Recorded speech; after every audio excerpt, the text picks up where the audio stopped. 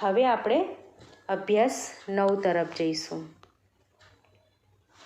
અભ્યાસ 9 છે અને એની અંદર પણ क्या, कहाँ, कब, कौन, कितने, ये सब शब्द का उपयोग करके यहाँ चित्र बहुत अच्छा चित्र बताया गया है। तो बच्चों आप ये चित्र देख सकते हो कि चित्र में क्या क्या है।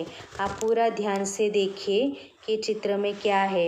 जैसे कि चित्र में बड़ा पेड़ है वो देख सकते हैं। यहाँ पे 2 बंदर है, शायद वो लोग बहुत मस्ती कर रहे हैं, हाँ, बातें भी कर रहे हैं। यहाँ पे गाय है, यहाँ पे एक लड़की है छोटी। यहाँ पे हम देखते हैं कि मोर है, कड़ा कर रहे हैं, जैसे नाच रहे हैं ऐसा लगता है। यहाँ पे बहुत सुंदर घर है, हाँ, घर के पीछे हम देखते हैं पहाड़ है और उसके ऊपर अच्छे से बादल दिख रहे हैं हम सबको। यहाँ पे भी पेड़ दिख रहे हैं, है ना। तो इस तरह से बहुत अच्छा चित्र बताया गया है। तो सबसे पहले बच्चे ये चित्र को हमें क्या करने की ज़रूरत है, ध्यान से देखने की ज़रूरत है। फिर आप सोचिए कि ये चित्र क्या कह रहा है, कौन क्या कुछ कर रहा है। जैसे कि यहाँ पे हम गाय देख रहे हैं और बच्ची कुछ यहाँ से उसको लेके जा रही है ऐसा लग रहा है, कुछ देख रही है, कुछ इशारा हो रहा है ऐसा लग रहा है, उसके मन में कुछ चल रहा है ना। फिर यहाँ पे देखते हैं तो बंदर बहुत मस्ती कर रहे हैं, फिर बातें भी कर रहे हैं, वो भी कुछ बातें कर रहे हैं। क्या बातें कर रहे हो अपने आप सोचने का है ना। जब अपने आप सोचेंगे ना बच्चे तो हमको पता चलेगा कि क्या हो रहा है चित्र के अंदर। तो इसलिए मैं सोचने के लिए बोल रही हूँ बच्चों कि ये चित्र के बाद कई ऐसे सारे सवाल हैं, उस सवाल का जवाब आपको देना है बच्चों। इसके लिए मैं आपको यहाँ ध्यान से ये चित्र देखने के लिए बोल रही हूँ, ताकि हर सवाल का जवाब आप सोचकर देना है, अपने हिसाब से देना है। ऐसा ज़रूरी नहीं है कि मैंने जो जवाब दिया है वही आपको देना है, या फिर आपके बाजू वाले लड़के ने जो जवाब दिया है या लड़की ने जवाब दिया है वही जवाब देना है। ऐसा कुछ ज़रूरी नहीं है, क्योंकि सबकी सोच अलग अलग होती है। जैसे कि मेरी सोच अलग है, आपकी सोच अलग है, तो चित्र एक है लेकिन सोच सबकी अलग अलग हो सकती है, इसीलिए जवाब भी सबके अलग अलग आ सकते हैं। इसलिए कभी ऐसा मत सोचना कि उसने जो जवाब दिया है वही सही है, यही गलत है, या मेरा सवाल गलत है या उसका गलत है। ऐसा कुछ होता नहीं है। ये चित्र इसके लिए दिया गया है कि आप उसको अच्छे से आपका चित्र देख सकते हैं और उसके मुताबिक आप जवाब दे सकते हैं बच्चों। तो पूरी तरह से बच्चे आपने ये चित्र देख लिया ना, ठीक है। तो आइए मैं कुछ सवाल पूछ रही हूँ, उसका जवाब देना है। तो बच्चों हम तो ऑनलाइन पढ़ रहे हैं, आप बच्चे जवाब भी नहीं दे पाओगे, तो मैंने कुछ ऐसे छोटे जवाब लिख के रखे हैं, वो मैं आपको बताती हूँ, वो आपको पढ़ के बताऊँगी। तो ऐसा ज़रूरी नहीं कि जो टीचर ने जवाब लिखा है वही मुझे बोलना है, और आप अपने तरीके से भी ये जवाब दे सकते हो बच्चों। समझ में आ गया? तो आइए चलो हम सवाल की ओर जाते हैं। तो बच्चों यहाँ पे एक उदाहरण के तौर पर एक सवाल पूछा गया है। जैसे पहले हम ये सूचना पढ़ लेते हैं। शिक्षक चित्र के आधार पर प्रश्न पूछेंगे, छात्र उत्तर देंगे। तो आप लोगों को ये उत्तर देना है। जैसे कि यहाँ पे है, यह क्या है, तो यह गाय है। इस तरह से छोटे छोटे सवाल बहुत सारे दिए गए हैं बच्चों। तो बच्चे आप उसका जवाब दे सकते हो, लेकिन आप उधर से ऑनलाइन पढ़ रहे हैं इसीलिए दे नहीं सकते। तो मैं ही सवाल पूछूंगी और मैं ही उसका उत्तर दूंगी। सही है ना बच्चों? चलो आइए हम सवाल की ओर जाते हैं। बच्चों पहला सवाल है, बंदर कहाँ है? तो बंदर पेड़ पर है। हमने चित्र देखा था ना, तो बंदर कहाँ थे? पेड़ पर थे। तो हम बोल सकते हैं या लिख सकते हैं, बंदर पेड़ पर है। दूसरा सवाल है, गाय कहाँ है? तो गाय हमने कहाँ देखा था? पेड़ के नीचे। तो हम जवाब लिखेंगे, गाय पेड़ के नीचे है। फिर तीसरा सवाल है, मोर कब नाचता है? तो बरसात के मौसम में मोर नाचने लगता है। बंदर क्या कर रहे हैं? तो बंदर मस्ती कर रहे हैं। आइए हम 5वां सवाल की ओर जाते हैं। पेड़ पर कितने बंदर है? तो पेड़ पर 2 बंदर है। बंदर आपस में क्या बातें कर रहे होंगे? तो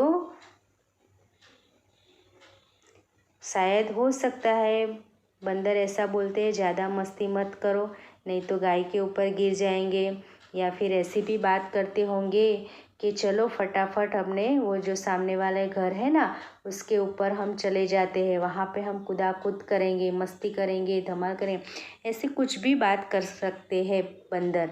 तो आप अगर बच्चे कैसे भी सोचते हो उसके बारे में आपकी सोच के मुताबिक आप सवाल का जवाब दे सकते हो। यहाँ पे 7वां सवाल है, लड़की गाय से क्या बातें कर रही होगी? तो हो सकता है बादल भर के आया हो और वो सोच रहे होंगे चल घर जल्दी, शायद बारिश आ जाएगी, फटाफट हम घर जाते हैं, वही कुछ बातें कर रही होगी। या फिर पूछ रही होगी आपको भूख लगी है, चलो फटाफट घर जाते हैं, मैं आपको खाना दूंगी, वगैरह वगैरह, कुछ भी पानी के लिए भी पूछ रहे होंगे। या फिर बंदर वहाँ पे मोर थे, वो भी कुछ नाच कर रहे थे तो वो भी दिखा रही होगी, या फिर उसके बारे में भी कुछ बात करती होगी, कुछ भी वगैरह वगैरह। बच्चे आप कुछ भी लिख सकते हो। यहाँ पे 8वां है, गाय के पास कौन है? तो गाय के पास कौन दिखा हमको? लड़की। तो हम लिख सकते हैं कि गाय के पास लड़की है। वह क्या कर रही है? तो वो गाय को लेके जा रही है। तो बच्चों इस तरह से हमको जवाब देना है। आप अपनी सोच के मुताबिक जवाब दे सकते हो चित्र के आधार पर। तो बच्चे इस तरह से हम पाठ को अच्छे से पढ़ना है, सवाल के जवाब भी पढ़ना है और हिंदी वाक्य भी पढ़ना है। तो आइए एक समझने के लिए यहाँ पे हमको कुछ लेखन करके दिया है, तो हमको एक इस तरह से लिखना है, वो हमको एक उदाहरण के तौर पर दिया गया है। तो बच्चों आइए हम यहाँ पे वापस एक नज़र कर देते हैं। यहाँ पे ऊ लिखा है, तो ऊ को किस तरह से लिखने का, पहले एक ऐसा लिट्टी बनाने का, फिर उसके ऊपर इसके नीचे इस तरह से लिट्टी बना देने का, फिर पूरी तरह से ये लिट्टी बना के आप ऊ लिख सकते हो, है ना। वैसे ही नीचे वापस दूसरा ऊ दिया है, तो उसको इस तरह से ये बनाने के लिए आ गया, तो आप फिर उधर करके फिर उसको आधा करके पूरा यहाँ ऊपर लिट्टी करके भी पूरा वो बना सकते हो। यहाँ पे अ दिया गया है, तो अ को किस तरह से बना सकते हैं? तो इस तरह से बना के पूरा अ आपको लिखने के लिए आ जाएगा। फिर आ लिखना है तो इस तरह से आप उसको आ लिख सकते हैं। ओ लिखना है तो आप उसका ओ का लेखन भी इस तरह से कर सकते हो। औ है यहाँ पे अम्ब है, यहाँ पे अह है, जैसे यहाँ पे ए दिया गया है तो ए को किस तरह से लिख सकते हो? यहाँ पे इस तरीके से आप लिख सकते हो, वैसा बताया है, इस तरह से लिखेंगे तो फटाफट लिखने के लिए आ जाएगा। यहाँ पे ऐ दिया गया है तो ऐ को किस तरह से आप लिखोगे? यहाँ पे ई दिखाया गया है, 2 ई है तो 2 ई को किस तरह से आप लिख सकते हो? यहाँ पे ये बताया गया है। फिर नीचे रू दिया गया है तो उसको किस तरह से आपको लिखना है वो दिखाया गया है। तो बच्चों इस तरह से हम नोट में, अपनी नोटबुक में लेखन इस तरह से कर सकते हैं। तो आइए बच्चों, आज हमारा पाठ है तो ख़त्म होता है। यहाँ पे बढ़ते कदम यहाँ पे पूरा होता है, और यहाँ पे हम बहुत अच्छी तरह से पढ़े कि किस तरह से भिन्नता वाले जो शब्द है वो किस तरह से वर्ण है वो किस तरह से लिख सकते हैं, या फिर यह, वह, ये, फिर उसके बाद में ये, फिर उसके बाद में वे, फिर उसके बाद में यह, इस, वस, उस, इन, तुम, आप, हम, मैं, उसका उपयोग किस तरह से करके हम शब्द भी बना सकते हैं, किस तरह से वो शब्द उसके अंदर आते हैं, और उस तरह से हम किस तरह से जो गुजराती करना है वाक्य तो उसका उपयोग करके किस तरह से हम कर सकते हैं। जैसे कि यहाँ पे हम बच्चों सीख गए कि यह एटले ते, हाँ, तो यह चूहा है, या फिर बोल सकते हैं वह चूहा है, तो वह એટલે તે, એટલે આપણે એને તેનો ઉપયોગ કરીને પણ લખી શકીએ। તે બોલવું જોઈએ, વે હોય તો તેઓ બોલવું જોઈએ, પછી કોઈ જગ્યાએ બધા આવે તો એ રીતે આપણે એનો ઉપયોગ કરીને લખવું જોઈએ. તુમ હોય તો તમે એનો ઉપયોગ કરો, આપ હોય તો પણ તમે આવશે. તો આ રીતે બાળકો ઉપયોગ કરી અને આપણે એનું ગુજરાતી પણ કરી શકીએ છીએ. અને ખાસ કરીને બાળકો આપણે પ્રયત્ન કરીએ કે આપણને હિન્દી વાંચતા આવડી જાય. તો બાળકો ચોક્કસ તમને આ પાઠથી મજા આવી હશે. ફરી આપણે આગળ બીજા પાઠથી આવીશું ત્યારે મળીશું. તો બાળકો હોમવર્કનો સમય આવી ગયો છે. તો તમને બધાને હોમવર્ક આપવામાં આવશે. હોમવર્કની અંદર તમારે બાળકો જે હિન્દી વર્ણમાલા અને ગુજરાતી જે વર્ણો છે એની જે ભિન્નતા છે એ તમારે શોધી અને તમારે એને લખવાનું છે. તો એ તમે 5 વખત તમારે લખવાનું છે. બાળકો યાદ રહેશે ને? તો તમને વધારે આપતી નથી, ફક્ત આટલું જ હોમવર્ક આપું છું. તમે નોટ બનાવી અને એ નોટની અંદર તમે હોમવર્ક લખી શકો છો. જ્યારે પણ સ્કૂલ ખુલશે ત્યારે હું હોમવર્ક ચોક્કસ ચેક કરીશ.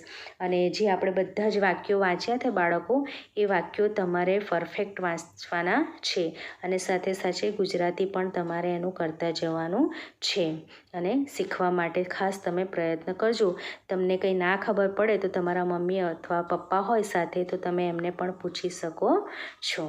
તો ચલો બાળકો, આપણે ફરીથી મળીશું. આવજો. બાય.